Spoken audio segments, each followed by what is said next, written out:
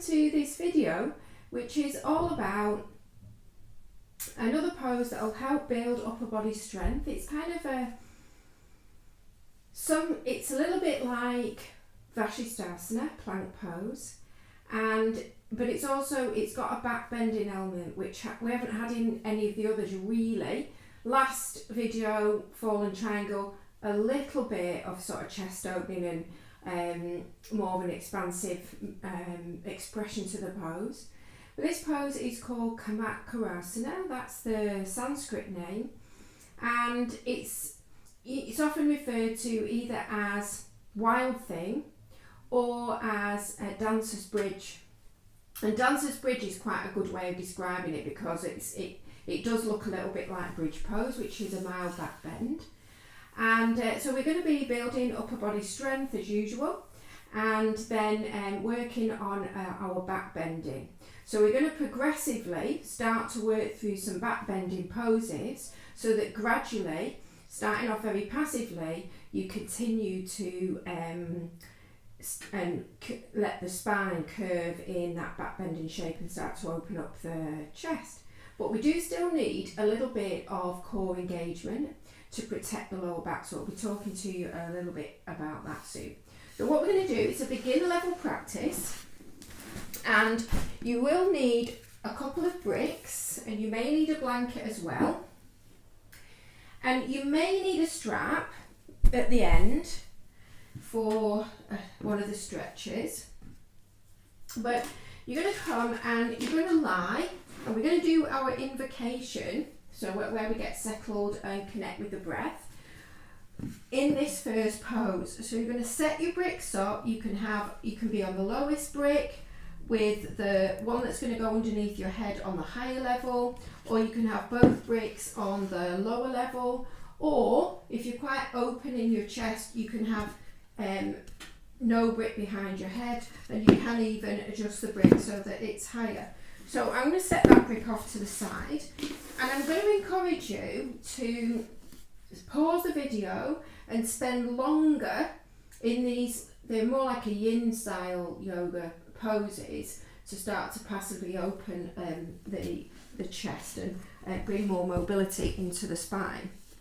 So you're going to set this first brick up so that the ridge of the brick comes to the tip of your shoulder blades, and then you're going to lie down, have your arms open, have your knees bent, and if some people find it uncomfortable where their ribs are, it's like the bricks digging in, so that's where, I'll show you on the next one, you can put your blanket over it, so you can stop and do that now and just make sort of like some cushioning for your back. And then you're just going to close your eyes and start to let yourself relax into this shape. So you've got your arms open, so you're allowing the stretch to come more into your chest. And you're starting by lifting and mobilising the upper back. So we've usually got more movement, more flexibility in the cervical spine, so your neck, and your lower back.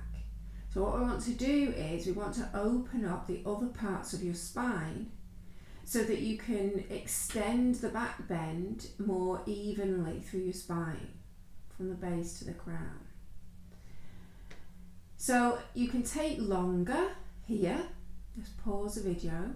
I'm going to move on to the next one so that we've got more time to get through the rest of the things that we're going to do, but it's really important to take the time to start to open up the chest and mobilise the spine. And then from here, you're going to move the brick down so that it's not going to be on your lower back, it's just above your lower back. And then you're going to lie back again and take your head down.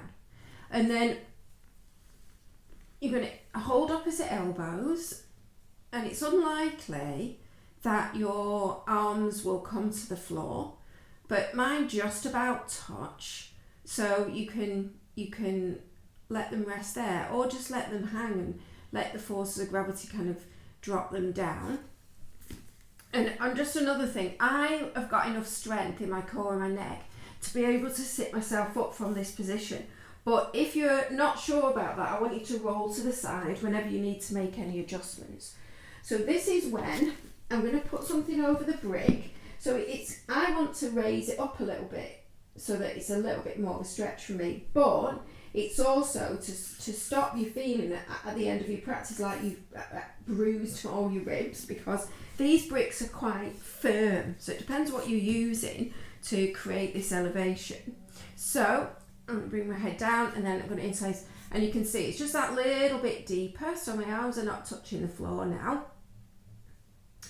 And this is it might not be strong for you, it's different for everybody, but I know for me, because of the scoliosis that I used to have, and I've still got a little bit, but it used to be much worse, this is a very tight part of my spine. So in each of these different uses of the brick with the spine, I want you to, once you've got into the shape, just let yourself drop into it.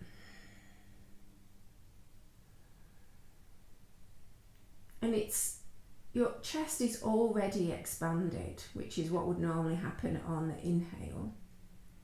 So it's going to feel quite challenging to open your chest even more, but just still maintaining a nice, smooth, deepish breath as you start to let your breath sort of lengthen and deepen.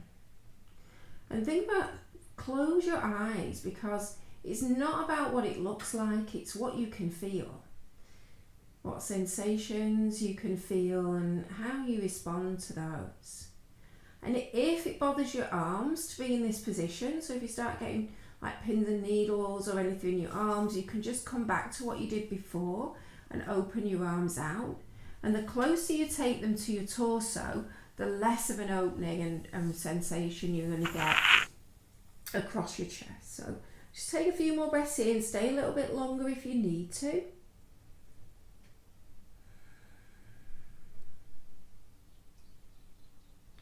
And then rolling to the side.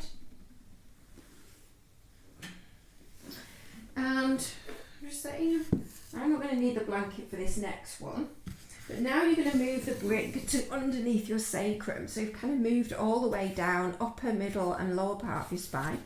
So you can slide it underneath your sacrum on the lowest level or the middle level.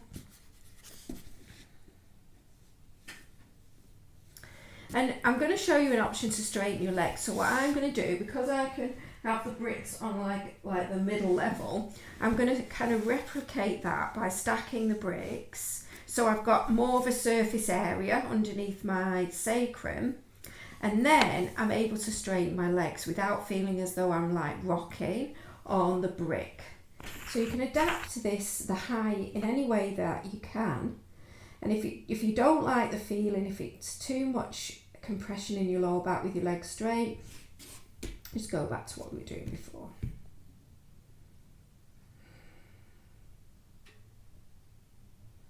And again, close your eyes and take a little bit of time here.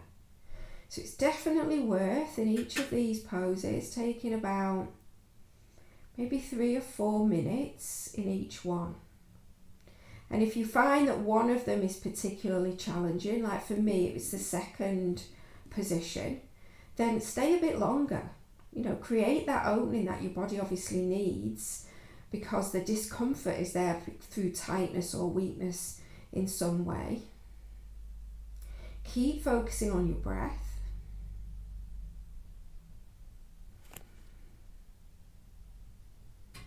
And if you've got your legs straight, just letting the hip creases, the groins, like breathe a little bit, opening something up there.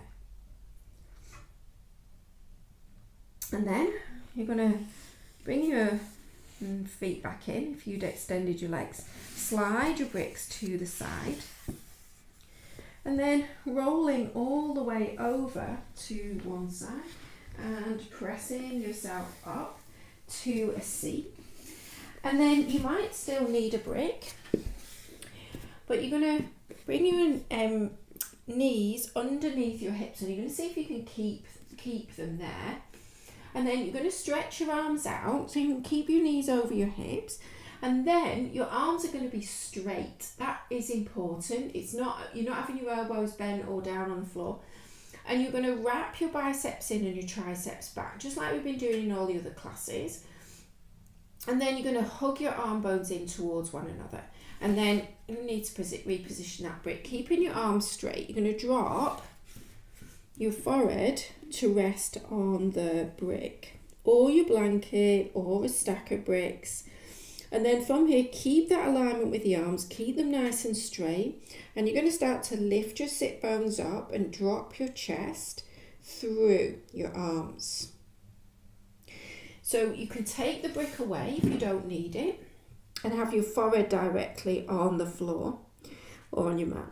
And then again, you're lifting your sit bones up, you're hugging your arm bones in, and you're releasing that middle part of your spine, sort of the space between your shoulder blades.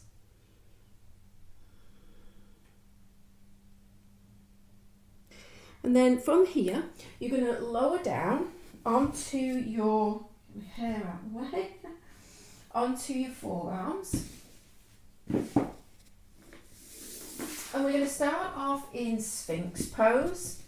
So you're going to bring your forearms to the floor, and what we want to practice, as well as opening up the chest and creating more mobility in the spine, now we're practicing the engagement that you'll need in your legs and to protect your lower back and in your core.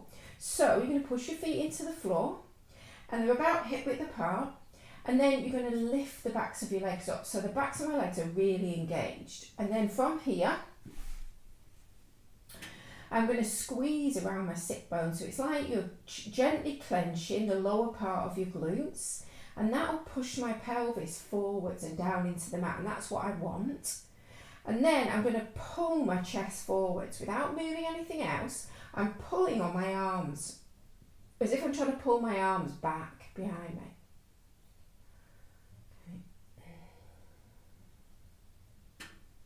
And then from here, you're going to lower your chest down and bring your hands either side of your ribs. And then hug your elbows in. Get the same thing going, looking down at the mat. Same thing with your legs. Same thing with your glutes, pushing your hips into the floor. And keep your shoulders rolling back. So you're pulling your elbows back, so your shoulder blades slide down your back. And then as you inhale, little cobra. Exhale, lower back down. Keep the engagement in your legs. Inhale, come back up. And exhale, lower down. So you don't need to come as high up as me, but if you can and you want to come a little bit higher, come onto your fingertips and inhale. Lift up. And then exhale, lower down. And then make a pillow for your head.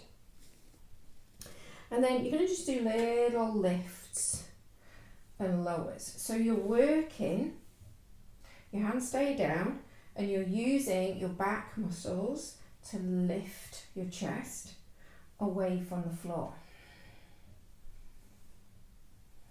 And if that's, you're feeling enough work, that you're doing enough work there, stay, keep doing that. If you don't really feel as though that much is happening, you can take your hands down by your sides, same engagement through the legs, and then pushing your pelvis into the floor. Now find that core engagement, so it's as if you're trying to lift your belly off the floor. It's not going to come off the floor for most of us. And then lift your head and shoulders off the floor. And then you're just going to do some little lifts and lowers. So you can use your hands to help you. So your legs are really engaged. You're engaging your core as well. You're trying to keep your feet on the floor. So if it's too much, go back to having your arms on the floor, making a little pillow for your head with your hands, okay? And then bringing your hands back either side of your ribs, and you're going to press yourself back onto all fours. I'm going to do just a few cat and cows so that you can feel maybe whereabouts in your spine you've got more or less movement. So like I said at the beginning, most of us have got more movement in the lower back and in the neck than we have in the rest of the spine. So we're going to see if we can kind of create a more even curve. So hug your biceps in, roll your triceps back, hug your arm bones in towards one another, and then as you inhale, lift your sit bones up like you did in your Camatkarasana, your heart melting pose. Pull back with your hands energetically, draw your chest and your gaze forwards, and then can you bring a little bit of core engagement by pulling your ribs down at the front and cinching it around your waist, lengthening your tailbone, and then can you move the back bend into your upper back by sliding your shoulders back more? And then as you exhale, it's your upper back that tends to round more. So once you've pushed the floor away and sucked everything up, can you then see if you can round your lower back a bit more than your upper back? It's not going to be more if you actually could see it, but I want you to feel that you're doing a lot more lifting of your belly and rounding of your lower back. And then a couple more times. Inhale and exhale. Inhale, dragging your hands back. Find that core engagement. Press your chest forwards. Exhale, round. And then from here, we've done this a few times, so stargazer pose. So if your balance is quite challenging for you to balance, then you can kick this left foot back, but you can also, if that does work, you can try it with your knee and your foot in line. And then you're going to slide your left hand forwards a little bit. So it's your right foot that's come back. You're on the sole of your foot. And then from here, you're going to wrap your bicep in and your tricep back, and imagine you could squeeze like a pencil underneath your left armpit, and then start to lift away from the floor and come onto your right fingertips, push everything down that's on the floor, and then maybe bring your right hand onto your hip. Keep squaring. So what you want to do now is squeeze around your glutes and push your pelvis forwards. And then can you reach this right arm back? So this is like a modified version, stargazer, of Camatkarasana, of your pose. So really push the floor away and get really expansive, really like even take your head back a little bit as you push your hips forwards. And then right hand down, come back to your all fours position. And then just a little sway through your hips. So just stretch out that left side body where you've been engaging your muscles to lift you up. And then same thing on this side. So take your left foot back. You can kick this right foot out to the side if you need to. Get your knees directly underneath your hip. Slide your right hand forwards a little bit. And then wrap your right bicep in, tricep back, squeeze and push the floor away. And then come onto your left fingertips. Now start to squeeze and contract here. So you're lifting yourself away from the floor. Maybe you can bring your left hand onto your hip. Maybe you can lift your left arm up. And then can you squeeze the backs of your legs, squeeze around your sit bones and press your pelvis forwards a little bit and arc your head and this left arm back. So you're just finding a little bit of a back bend here. And then slowly take your left hand down. And then from here, walk your hands to the left and you're going to step your right foot forwards. Set up knee and foot hip width apart. Wrap your hips, so your left hip forward, your right hip back, so square off your hips and hug your inner thighs towards one another. And then come up and inhale, reach your arms up. And then if you can, you're going to interlace your fingers, stretch your pointer fingers out and cross your thumbs. So Kali Mudra or Sapana Mudra, and reach, see if you can straighten your arms. So if you're not able to straighten your arms, just keep your elbows bent, but pull your elbows out to the sides rather than squeezing them in. And then that's going to help you to lift your chest, which is what we're trying to do. And then from here, maybe you can sink a bit lower into your lunge, maybe not. But you've got your back toes untucked, just keep squaring off your hips. And then think about lengthening your tailbone, cinching your core in at the front, and then as you inhale, lift your chest. And as you exhale, think about squeezing your shoulder blades together or pulling your elbows apart and pressing your arms back. Take another big breath in here, and as you exhale, circle your arms back and down, and then find that same hand clasp. So you've got your back to your mudra, and then from here you're going to squeeze your shoulder blades towards one another, and you're going to lift your hands away from your sacrum.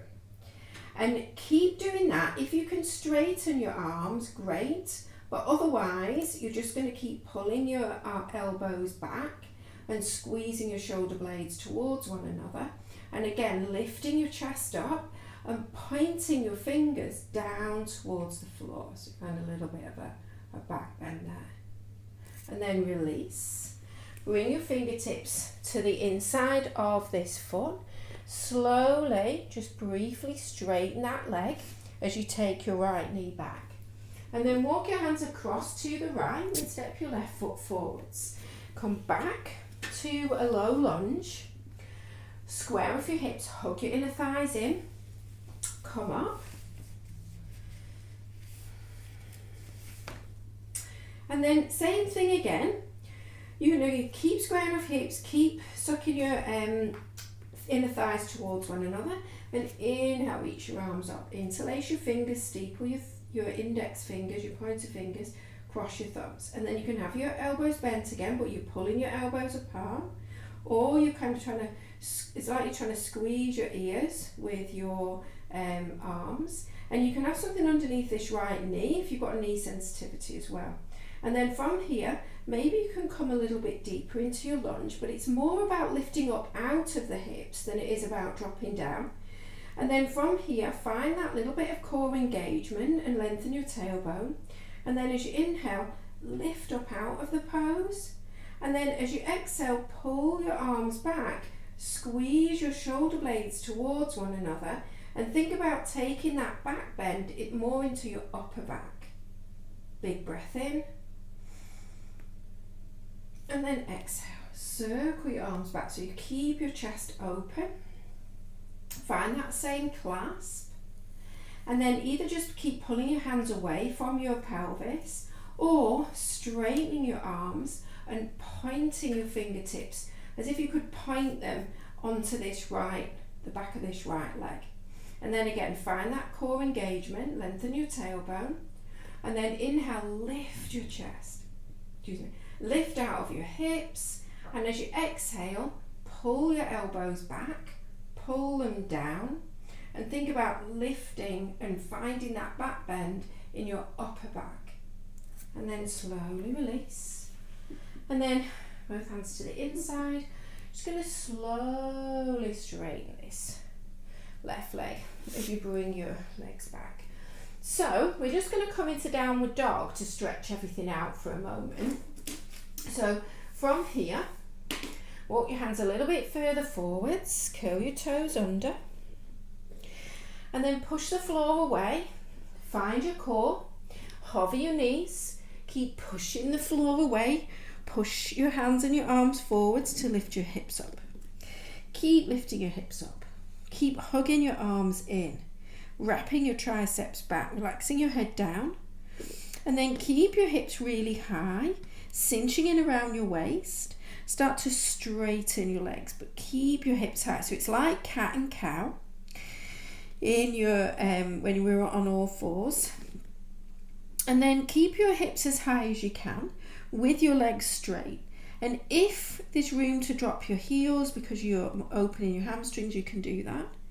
And then you're going to just press your chest back towards your thighs. So it's like a little pulse back, squeezing your arms into one another, pushing the floor away with your hands. So nothing changes in your legs and your hips. It's as though you're trying to get your chest to touch your thighs. And then from here, lower your knees down.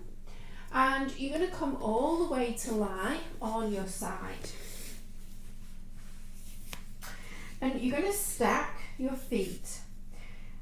And if that's too much, you're going to bring one foot in front of the other and do it that way.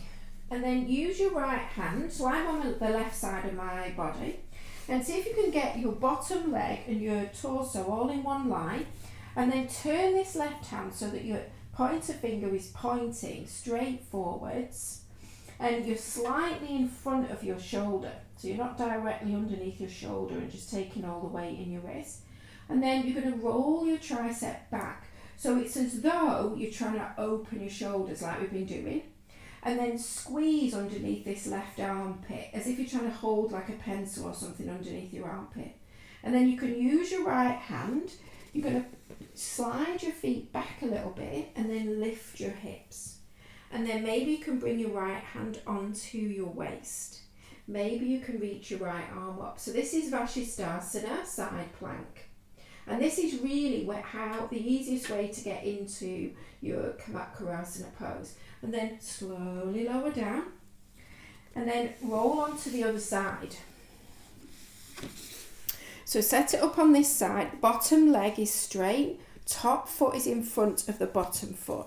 And then seeing if you can get your torso in a straight line, and then your right hand is a little bit forwards of your shoulder, your index finger is pointing forwards. Wrap your bicep forwards and your tricep back, and then squeeze under your armpit. And imagine that you're lifting, pushing the floor away with this right hand. And then slide your feet a little bit closer so that use this left hand and you're going to lift your hips up. And then reach your left arm up and really push down through this right hand. Lifting your hips a little bit more. And then exhale. Use your left hand, bend your knees as you come down. And then from here, you're going to come back to all fours and just drop your hips from side to side. So it doesn't need to be a big movement.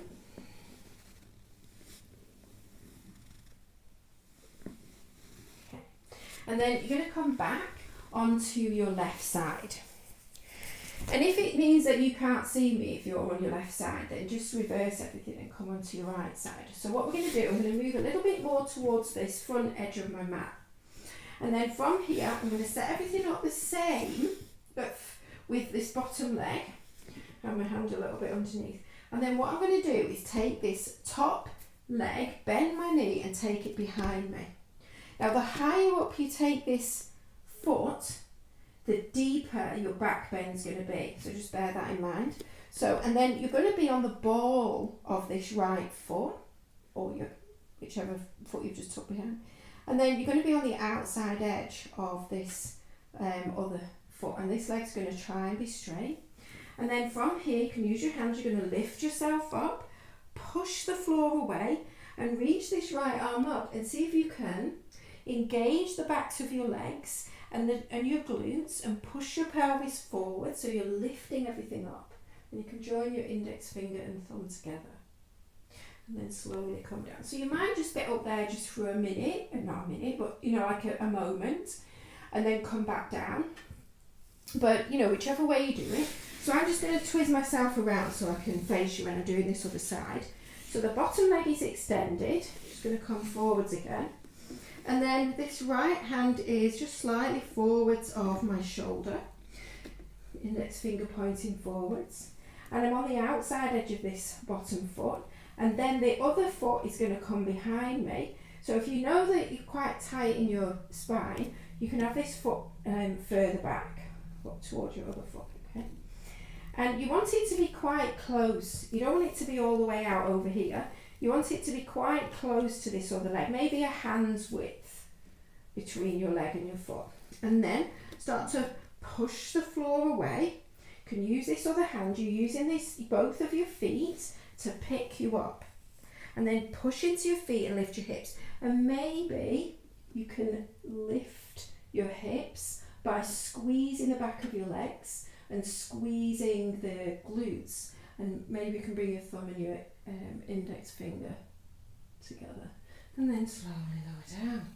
Okay, so hopefully you managed to get into that. You're going to just give your hands a little bit of a shake out. And then we're going to do some counter poses now. Okay, so from here, we're going to come down. You're going to come down onto your back. And we're going to stretch the hamstrings out. So we've been really squeezing the backs of the legs. And that is going to protect the lower back, but it also creates quite a lot of contraction around that area. So you're going to keep your left knee bent and you're going to bring your right leg in. So if you need to get your strap or a belt or a scarf to put it round your leg, so if your leg's too far away for you to hold without your shoulders lifting up away from the floor, then that's when you would need the strap. But you know, it's quite a passive stretch here. We're not going for like the deepest stretch you've ever done with your hamstrings. You're going to keep this left knee bent, so you're going to keep your shoulders nice and relaxed. And what I want you to think about is close your eyes and square off your hips. So wrap this right hip forwards and down so that you can drop equal weight down through either side of your pelvis. And then just gently flex this right foot so you can feel the stretch all the way into your calf. Your eyes are closed. I don't know whether I said that or not. And then from here, it might be that over the next maybe 5-6 breaths as you hold this stretch, that you are able to pull that leg closer to you. But it's not about depth. It's about what you can feel and how you react to that. Use your breath to help your body manage the stretch so that you can still relax wherever you can relax and keep the engagement where you need the engagement.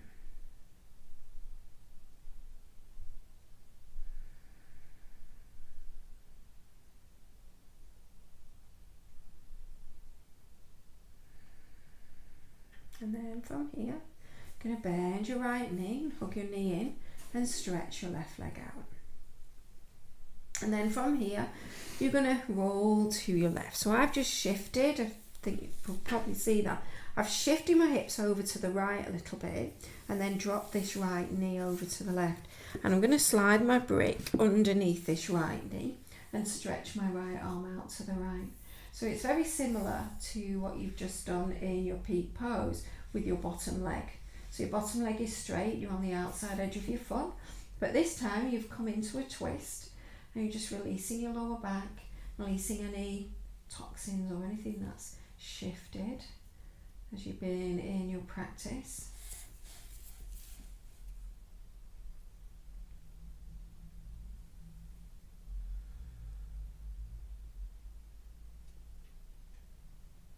And then slowly come back and you're going to repeat that on the other side.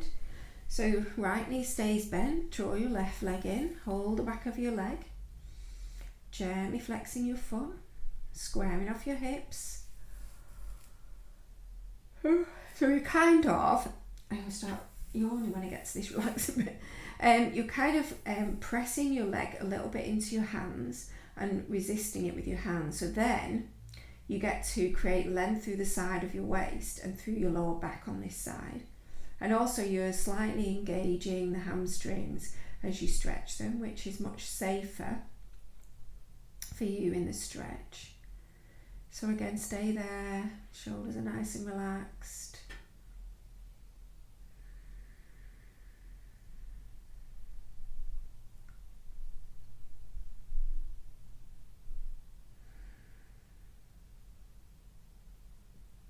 And then you're going to draw your left knee in towards your chest, straighten your right leg. Little stretch there. And then shifting your hips to the left, dropping your left knee over to the right. Supporting it on a brick if you need to, and then stretching your left arm out to the left.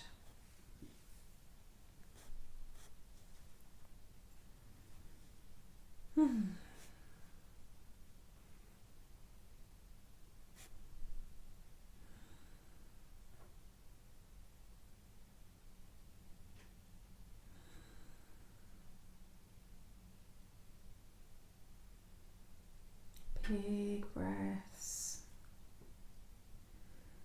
Start to find that sense of surrender and relaxing now. And then slowly come back. And just hug your knees in. So you can just hug your knees in. If you want to maybe take a happy baby, maybe even reach up for your feet, you can do that. And then you're just going to slide everything out and open and come into Shavasana.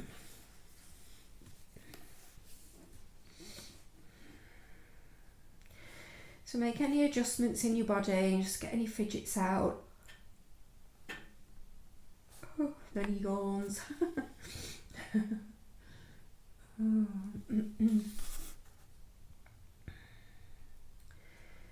then give into gravity again. And have that feeling of melting. Everything's just melting down.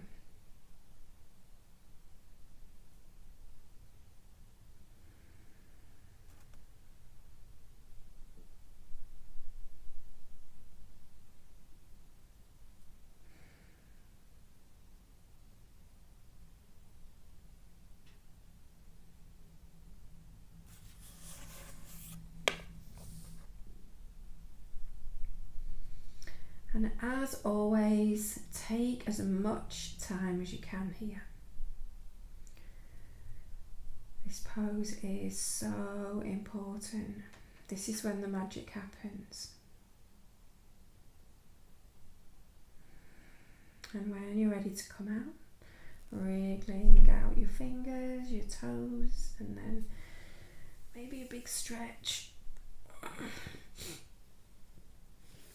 Drawing your knees in and making your way over onto your right side. It can be your left, but I always go to the right. And then pressing yourself up to a seat. So, thank you once again. Eyes won't stop watering now after that relaxation. Thank you so much for allowing me to guide you through this practice. I really hope that the instructions that I gave mean that you're able to have a really good go at doing that pose, Camatkarasana, and that you enjoy doing it as much as I enjoyed demonstrating it and showing you and talking you through it. So I shall see you on the next video, and thank you ever so much for watching.